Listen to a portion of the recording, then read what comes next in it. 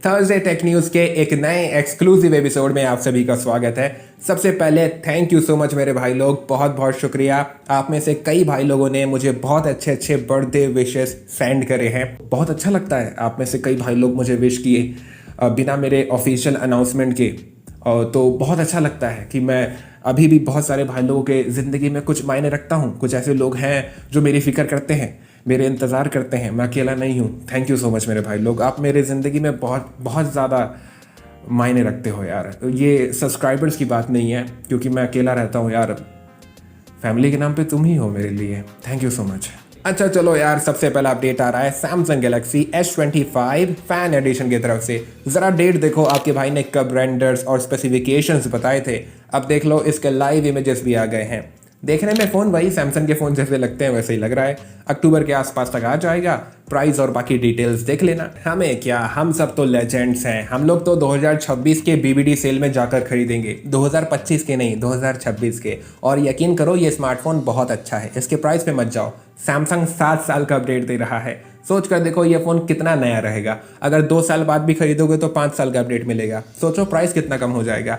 इसी वजह से बंदे S24 फैन एडिशन के चक्कर में इतने परेशान रहते हैं। वैसे सैमसंग से याद आया, गैलेक्सी अनपैक्ड हो चुका है। चलो बहुत ही अच्छे से हाईलाइट समझा देता हूँ शॉर्ट फॉर्म में। Samsung Galaxy Z Fold 7, Z Flip 7, Z Flip 7 FE, Samsung के नए वॉच 8 सीरीज के नए स्मार्ट वॉचेस लॉन्च हो चुके हैं। ये सारे प्रोडक्ट्स के सारे डिटेल्स अब तक तो आप देख चुके होंगे। सारे ऑफिशियल इंडियन प्राइसेस भी देख लो। मैं अगर कहूँ तो यार मुझे सैमसंग गैलेक्सी Z Flip 7 और वॉच 8 बहुत अच्छा लग रहा है। ये दोनों प्रोडक्ट्स मुझे अच्छे लगे। कमेंट्स में आप बताओ कि आपको कौन से प्रोडक्ट्स अच्छे लग रहे हैं। वैसे तो सारे प्रोडक्ट्स ही बहुत ही हाई फाई प्राइस के हैं। सैमसंग है यार, क्या कर सकते हो। लेकिन याद रखना, Samsung Galaxy Z Flip 7 FE के चक्कर में मत पड़ना। वो असल में सैमसंग गैलेक्सी Z Flip 6 है। माल बहुत ज़्यादा बच गया था तो सैमसंग वापस से लॉन्च कर दिया, कुछ माइनर चेंजेस करके। सैमसंग के लिए तो माइनर है। Realme 15, Realme 15 Pro, जैसा कि मैंने अपकमिंग स्मार्टफोन्स के एपिसोड में बोला था, ये दोनों स्मार्टफोन्स जुलाई के मंथ में आएंगे। देखो आ चुके हैं। और अगर आपको ऐसा लगता है कि मैंने अगस्त का महीना बोला था, नहीं यार, वापस से जाके चेक कर लेना। वैसे रूमर्स ऐसे हैं कि जो पहला सेल होगा वो अगस्त के महीने में होगा, मतलब अगस्त के पहले वीक में, रूमर्स हैं।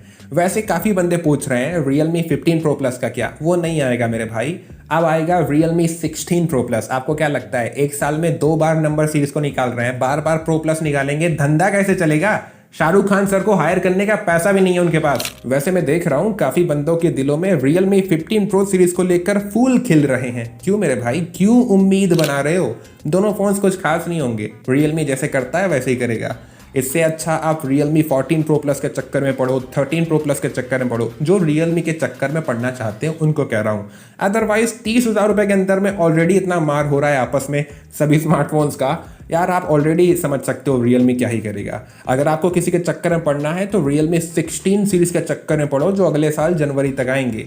वो अच्छे तगड़े वाले अपग्रेड्स लेके आएंगे। देख लो Realme पैसा बचाने के चक्कर में पुराने डिज़ाइंस को वापस से यूज़ कर रहा है। वैसे जो प्राइजेस हैं एक्सपेक्टेड वाले वो बता देता हूँ।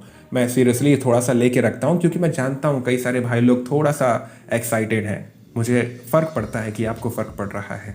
अगर आपको ऐसा लगता है काल भाई और नथिंग के को फाउंडर 21 भाई को फ़र्क पड़ता है, बिल्कुल फ़र्क नहीं पड़ता। वो जानबूझकर ऐसा किए हैं पूरे होश और आवाज़ में। नथिंग फ़ोन 3 का डिज़ाइन, चाहे स्पेक्स, चाहे उसके इंडियन प्राइजेस।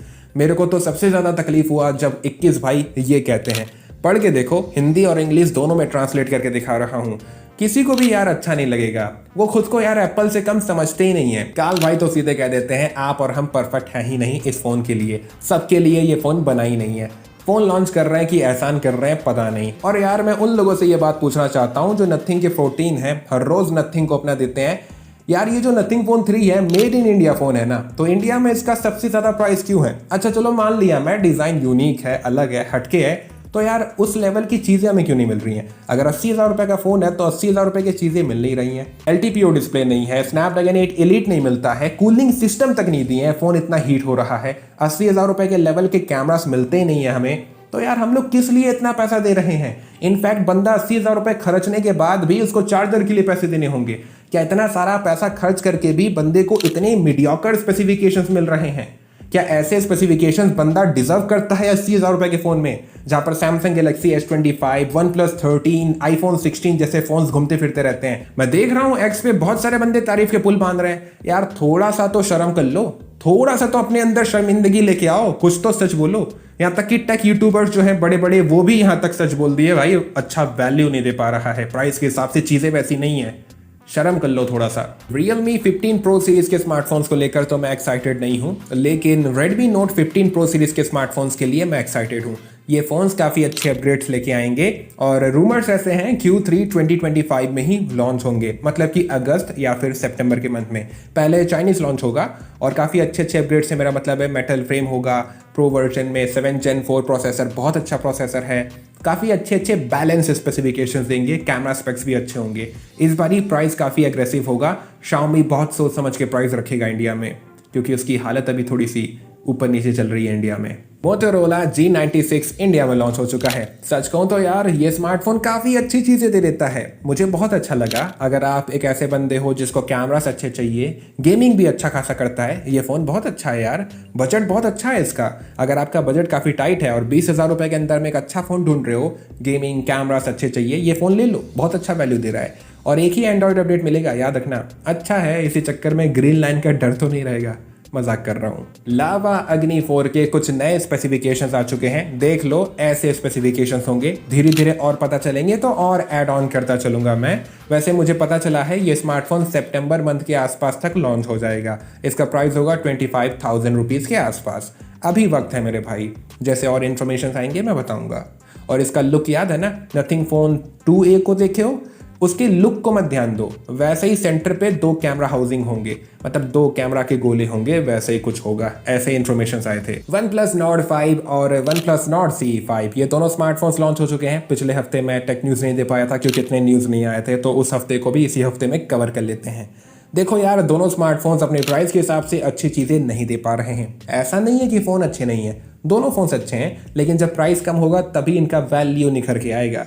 मैं बस ये कहना चाहता हूँ, जो बंदे OnePlus Nord CE5 खरीदने का सोच रहे थे, भाई जाकर OnePlus Nord 4 खरीदो, वो ज़्यादा अच्छा वैल्यू दे रहा है। जो बंदे OnePlus Nord 5 खरीदने का सोच रहे थे, भाई Realme GT6 क्यों नहीं खरीदते हो, वो भी तो काफ़ी अच्छी चीज़ें दे देता है, उसको जाकर खरीदो, अच्छा फ़ोन है वो। और हाँ यार, याद आया, OnePlus Nord Buds 4 भी लॉन्च हुए थे, ये अच्छे चीज़ें दे देते हैं, अच्छे ईयरबड्स हैं। लेकिन प्रो टिप दे रहा हूँ, अभी मत खरीदना, कोई अच्छे सेल में खरीदना, जैसे सितंबर अक्टूबर का सेल आता है ना, तब यार ये बहुत अच्छे तरीके से प्राइस कम करेंगे अपना, तब खरीद लेना। वैसे Oppo Pad SE लॉन्च हो चुका है इंडिया में, देखकर अच्छा लग रहा है। आजकल बहुत सारे ब्रांड्स टैबलेट्स लॉन्च कर रहे हैं बजट कैटेगरी में। वैसे ये जो Oppo Pad SE है, ये बाहर की कंट्रीज में OnePlus Pad Lite के नाम से लॉन्च हुआ है, दैट्स वाई कंफ्यूज हो गया था।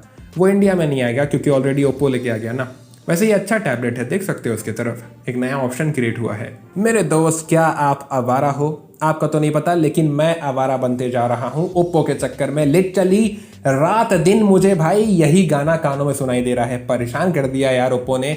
पता नहीं कितना पैसा मार्केटिंग में उड़ा रहे हैं, जिसका वीडियो खोल रहा हूँ आवारा हूँ आवारा हूँ, यही चल रहा है मेरे भाई।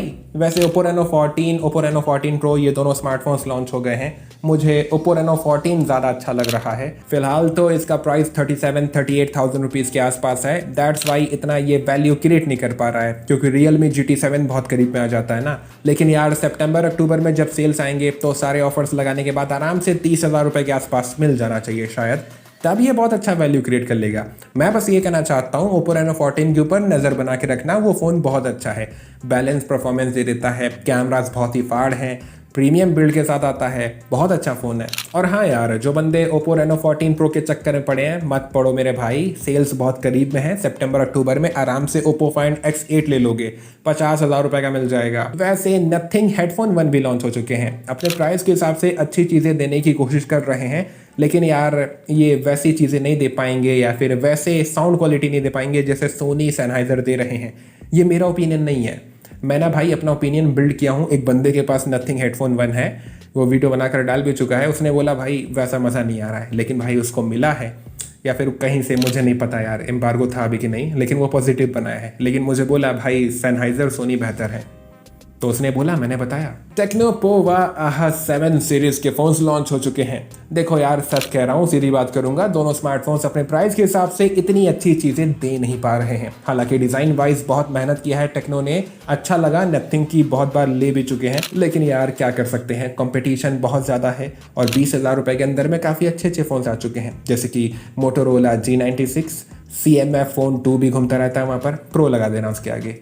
ये भी बहुत अच्छे अच्छे फोन्स हैं यार, ओप्पो के 13 हो गया, और भी है ना, कमेंट सेक्शन में बता देना। हमारे माधव सेठ सर अपने नए स्मार्टफोन ब्रांड AI+ को लॉन्च कर चुके हैं। उसके अंदर 2 फोन्स लॉन्च किए हैं। दोनों फोन्स अपने प्राइस के हिसाब से अच्छी चीजें देने की कोशिश करते हैं। अच्छा एक बात बताओ, आपसे पूछ रहा हूँ, क्या ये दोनों smartphones made in India smartphones हैं? क्या ये जो ब्रांड है मेड इन इंडिया ब्रांड है? मुझे तो नहीं पता यार, कमेंट सेक्शन में मुझे बताना। वैसे मैं तो सरकैज़म में कह रहा हूँ, लेकिन आप मुझे समझाओ कमेंट सेक्शन में। टेक्नो ने लॉन्च कर दिया iPhone 16 और Galaxy S24, दोनों स्मार्टफोन्स को इंडिया में। छोड़ो यार, हम लोग क्यों तवज्जो दे रहे हैं जब वो खुद तवज्जो नहीं देते।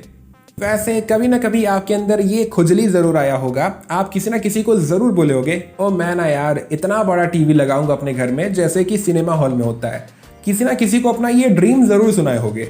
तो लूमियो आर्क अपने नए प्रोजेक्टर्स को रिलीज किया है। ये दोनों बहुत ही बवाल चीजें दे देते हैं, और वो जो आपका सपना था ना इतना बड़ा टीवी लगाऊंगा, उतना बड़ा टीवी पहली बात तो खरीदने में बहुत पैसे चले जाते हैं, और भाई उतना बड़ा टीवी कोई बंदा खरीदता भी नहीं है। तो सबसे अच्छा ऑप्शन रहता है प्रोजेक्टर्स। तो ये प्रोजेक्टर्स के थ्रू आप अपने सपने को पूरा कर सकते हो।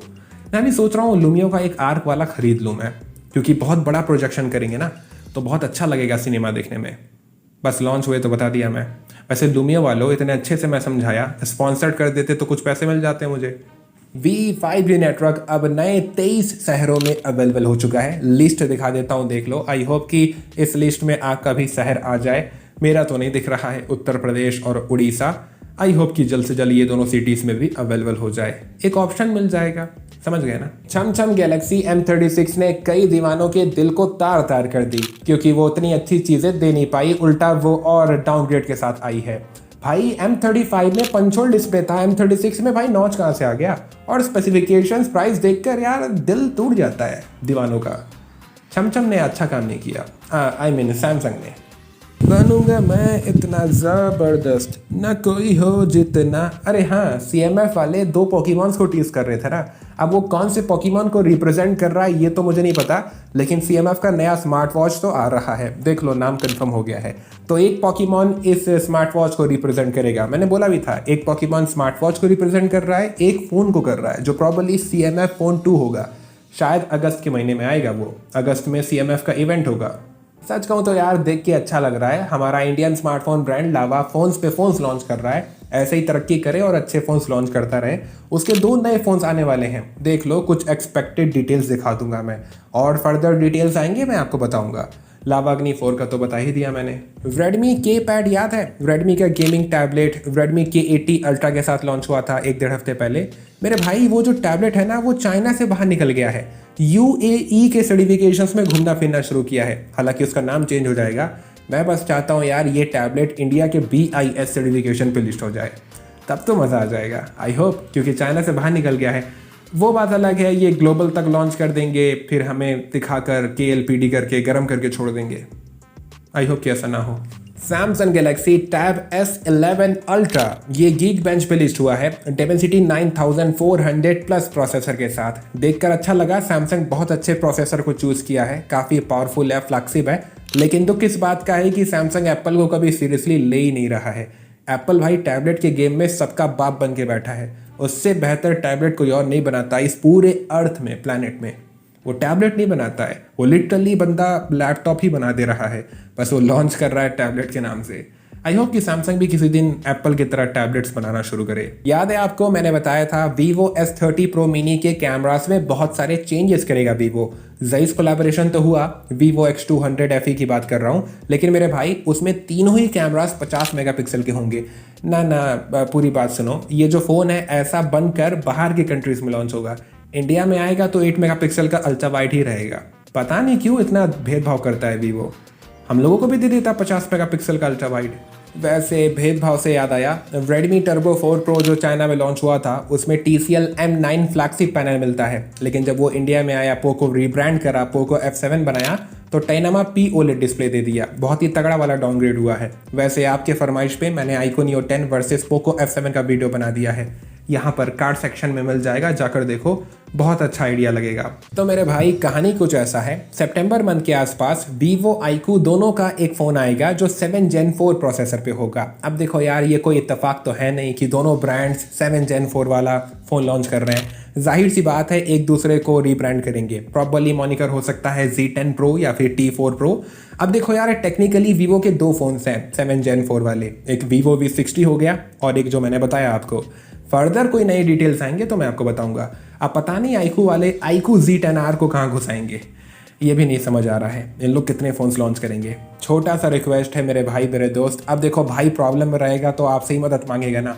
मैं दाल रोटी के लिए कुछ कोलैबोरेशन वीडियो करता हूँ, 1 मिनट के लिए बस उस वीडियो को जाके देख लो। यहाँ पर कार्ड सेक्शन में एक वीडियो दे रहा हूँ, बस 1 मिनट तक देख लो, बस हो गया। उसमें 4000 रिव्यूज़ मुझे करने हैं, इतना हेल्प कर दो यार थोड़ा सा। Google Pixel 10 और Google Pixel 10 Pro, इन दोनों स्मार्टफोन्स के सारे स्पेसिफिकेशंस आ चुके हैं, दिखा दे रहा हूँ, देख लो मेरे भाई। Pixel 10 के तो लाइव इमेजेस भी आ चुके हैं।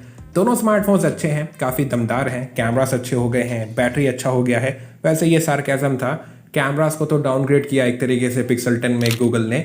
मैं आपको वापस से एक शीट दिखा रहा हूँ, देखो उसको अच्छे से। कैमरास को अपग्रेड करने के चक्कर में एल लगा दिया गूगल ने, लेकिन ठीक है, स्मार्टफोन्स अच्छे हैं, गूगल मेहनत तो कर रहा है, मुझे अच्छा लग रहा है देख के। Vivo X300 का स्क्रीन साइज छोटा हो जाएगा, 6.3 इंच का हो जाएगा। कुछ की स्पेसिफिकेशंस आए हैं, देख लो मेरे भाई लोग। वैसे सच कहूँ तो सोर्स खुद ही कंफ्यूज है, Vivo X300 Pro Mini की बात हो रही है कि नॉर्मल वाले की बात हो रही है। वैसे अगर ये ऐसा करेंगे, स्क्रीन साइज 6.3 इंच का कर देंगे, तो आपका क्या ओपिनियन है, रिएक्शन है, कमेंट करके मुझे बताना। iQOO Z10R, इस फोन का पहेली सुलझ गया। ये फोन Geekbench पे लिस्ट हुआ है Dimensity 7400 प्रोसेसर के साथ, मतलब कि ये फोन 20,000 रुपए के अंदर में लॉन्च होगा। और वीवो भी इसको रिब्रांड करेगा Vivo T4R बना के। हो सकता है इसका कुछ और मॉनिकर हो जाए iQOO Z10S। खैर जो भी ये नाम रखे, अपन लोग को पता चल गया ना ये फ़ोन कहाँ स्टैंड करता है। वैसे जुलाई एंड तक ये लॉन्च हो जाएगा, देखते हैं। iQOO से उम्मीदें तो हैं, अच्छा फ़ोन होगा। देखो मेरे भाई, वीडियो अच्छा लग रहा है, यहाँ तक देख लिए हो, अब तो लाइक कर दो मेरे भाई। देखो यार, iQOO 15 या फिर जो भी iQOO नाम रखे, iQOO 14 या फिर iQOO 15, इसके कुछ नए अपडेटेड स्पेसिफिकेशंस आ चुके हैं। कुछ अगर नए चेंजेस होंगे तो मैं आपको बताऊंगा। इस बारी iQOO नया डिज़ाइन लेके आएगा और RGB फैन भी होगा। कैमरास में भी बहुत अच्छे अपग्रेडमेंट्स करेगा। हालांकि प्राइमरी और अल्ट्रा वाइड रूमर्स ऐसे हैं कि वही iQOO 13 वाले होंगे, लेकिन इस बारी पेरिस्कोप टेलीफोटो अपग्रेड हो जाएगा, तो बहुत अच्छा लग रहा है। iQOO में काफ़ी पोटेंशियल है। स्नैपड्रैगन 8 Elite 2 तो होगा ही। और हाँ यार, बताना भूल गया, इस बार के जो फ्लैगशिप फोन्स होंगे सभी ब्रांड्स के कुछ ना कुछ प्राइस इंक्रीज होता हुआ दिखाई देगा। रूमर्स ऐसे हैं iQOO 15 या 14 जो भी उसका नाम हो, वो दिसंबर के मंथ में लॉन्च हो सकता है इंडिया में। अगर नहीं हुआ तो जनवरी में होगा, लेकिन होगा, बहुत ही जल्द हो जाएगा। iQOO पूरा कोशिश करेगा इसी साल लॉन्च करने का। उसका प्राइस इंक्रीज होगा मेरे भाई, 60,000 रुपए के आसपास iQOO 15 या फिर 14 का प्राइस होगा इंडिया में। बहुत सारे फेलो क्रिएटर्स ने भी मुझे बर्थडे विशेस किए हैं, थैंक यू सो मच आप सभी को। अमन भाई from Tech Swami, Srishti from Tequila Tea, और Sahil Karol from Dubai, from Sahil Karol, और भी बहुत सारे हैं। Thank you so much. Video अच्छा लगा तो शेयर करना मेरे भाई, चैनल को सब्सक्राइब करना। थैंक यू सो मच मेरे भाई, थैंक यू सो मच, आप बहुत मायने रखते हो मेरे लिए। मैं मिलता हूँ आप सभी से अगली और एक नई वीडियो में। जय हिंद, वंदे मातरम।